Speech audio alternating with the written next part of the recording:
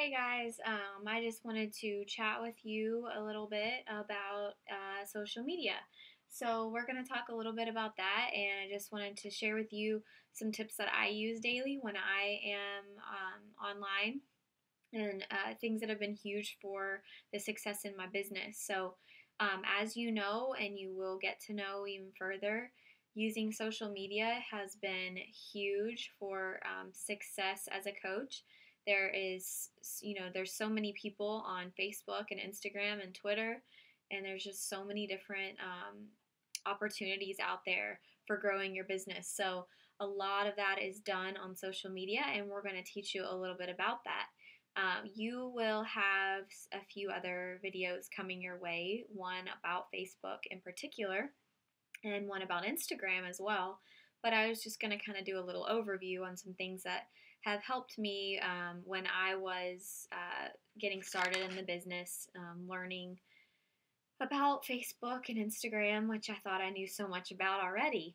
So, the first thing I will say is think about your profile picture. Um, who is your profile picture right now if you were to go to your page? Is it a picture of a bunch of people and nobody knows which one is you? Or is it a picture of your adorable little baby?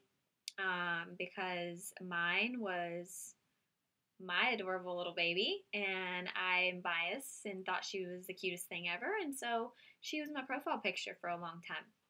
But when I became a coach, it was important for people to know when they headed to my page who I was. So I've changed my picture, and for the most part now, my profile picture consists of either a picture of my face or maybe my transformation, like a before and after or something like that. Think about those things because when people go to your page, they want to know who you are. So try to make yourself relatable and, still post those adorable pictures, but try to make your profile picture something that is going to draw people into you and to learn more about you. Um, the next thing I was going to talk about is branding yourself. So we are our own brand. Yes, we work for Beachbody.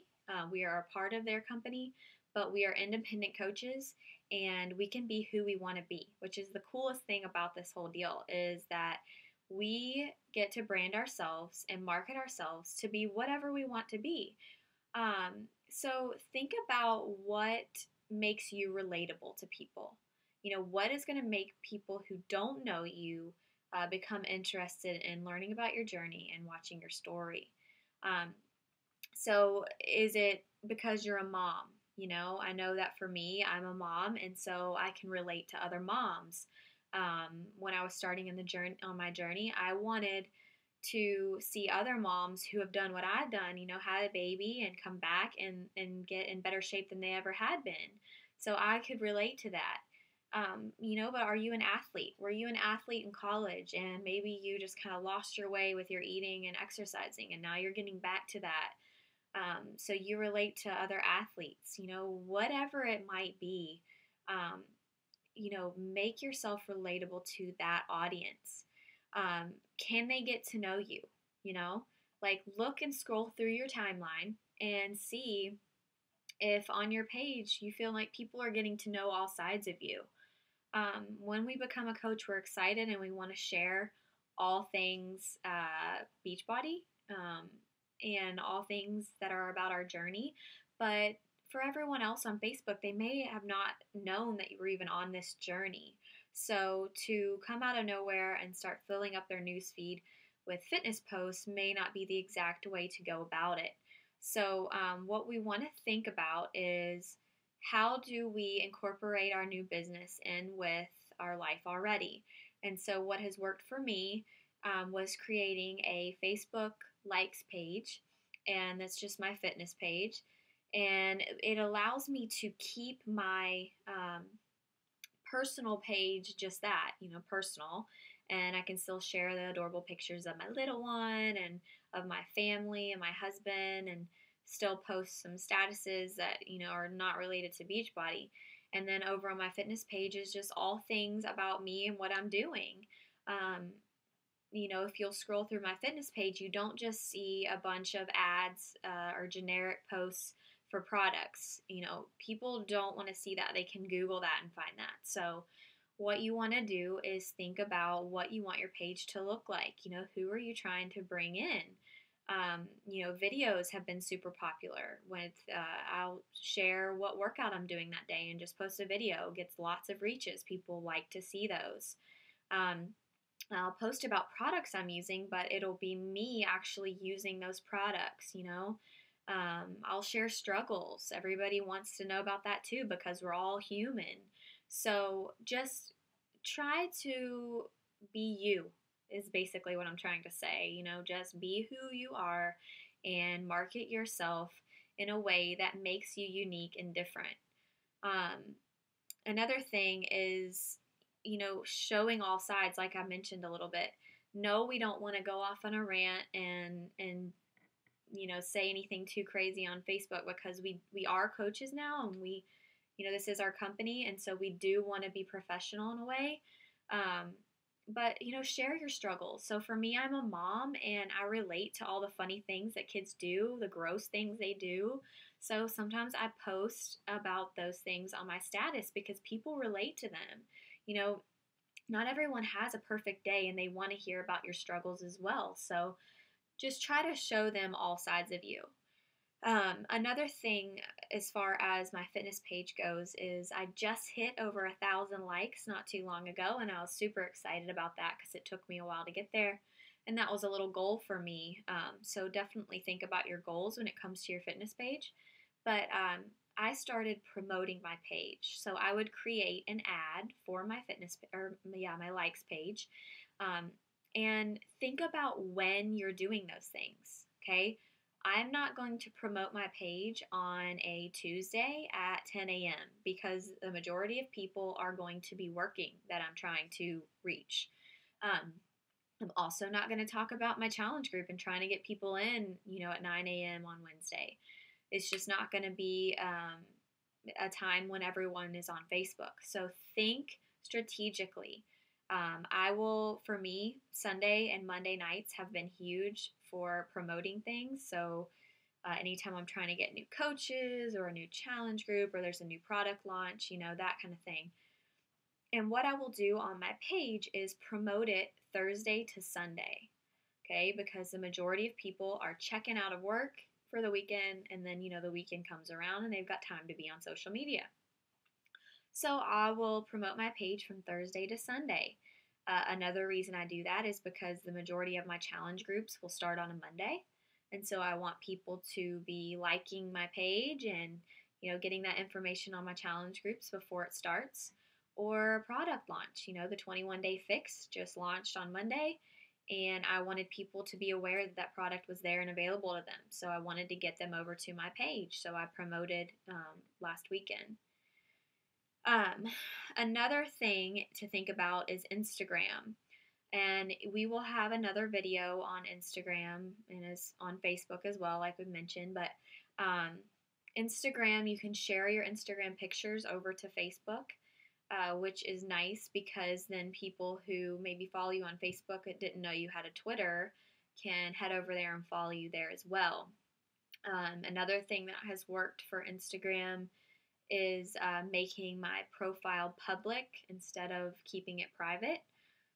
I was a very private, who is this person whenever they would request me, but I've opened that up. I've, let go of that fear, and it's been very helpful. I have, gained a lot of followers that way, and there has a lot to do with how we hashtag. And I remember when I first started coaching, I did not even, understand how hashtags worked. Yes, I had Instagram and Twitter, but I didn't understand how they worked.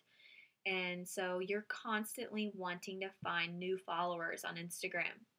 And you'll do that through good hashtags. So think about who you want to reach when you are putting those hashtags out there. Are you hashtagging Beachbody? I used to do that. And what I found out is that everyone who clicks on that and who has hashtagged Beachbody is a coach themselves. And is that who I want to, follow me? Not necessarily. I want new customers and new coaches. So I need to be thinking strategically about what hashtags I use to get those new people following me. Another thing is HootSuite. Hootsuite.com is a website that I use and some other coaches use to help me stay organized. It's good for time management as you get busier in the business. Your team grows, you maybe run multiple challenge groups, whatever it might be. It becomes harder and harder to post to all those places. So Hootsuite allows me to post in my challenge groups each and every day at a certain time. I schedule the posts and it posts for me at that time. I will say I do not use it for my fitness page because Facebook knows when you're using a third party and they do not like that necessarily. So it doesn't reach as many people. But if you're just doing it for a challenge group, then it makes no difference. So I use it for my challenge groups when I feel, like there's so much going on for a certain month, and I'll just kind of knock everything out and put it in there. Another few things you can think about, and I won't touch on those a lot, but they might be good things to look into, is the new app Cody, Cody, which is all about fitness, kind of like Instagram for fitness. Kick Messenger, where people can message you back and forth. Pinterest always, and then YouTube, creating your own little YouTube channel. Any fitness tips you have, coaching tips, maybe videos of you during certain workouts, so that when people ask about T25 or Turbo, you can send them a clip of that kind of makes it more personal versus an infomercial. So last but not least, and I kind of just want to say this over and over again, is try to stay away from, hey, come buy this product or join my team constantly. If you sign up as a coach and all you're doing is saying, here, buy this product, here's how much it is, or hey, come be a coach, you're going to scare people away. So just think strategically about how you will get people interested. By posting a picture of you doing a workout, they're going to naturally become curious and ask you what workout that is. And after that, you're striking up a conversation. The last thing is consistency. I cannot say it enough, and my coach, Stephanie, had said it to me from the beginning, and it is 100% true. Be consistent. I can't tell you, there's coaches out there who hit the ground running, and for 2 weeks, they're posting consistently, and they're consistently doing these things to grow their business, and then they just kind of drop off. And it's sad because how far they could go if they had just continued to be consistent. Not everyone is going to jump on board with you right away. They need time. So when I first started, I would write people about challenge groups or whatever it might be, and some of them literally just never wrote me back. Some of them did and said, no, just not right now, or maybe I'm good with what I'm doing right now, but thank you. And I can't tell you how many people have come back to me and said, okay, what is the Shakeology that you're doing? Or what is this workout about now? Or I think I'm ready for a challenge group. So just keep doing you, and people are going to eventually reach out.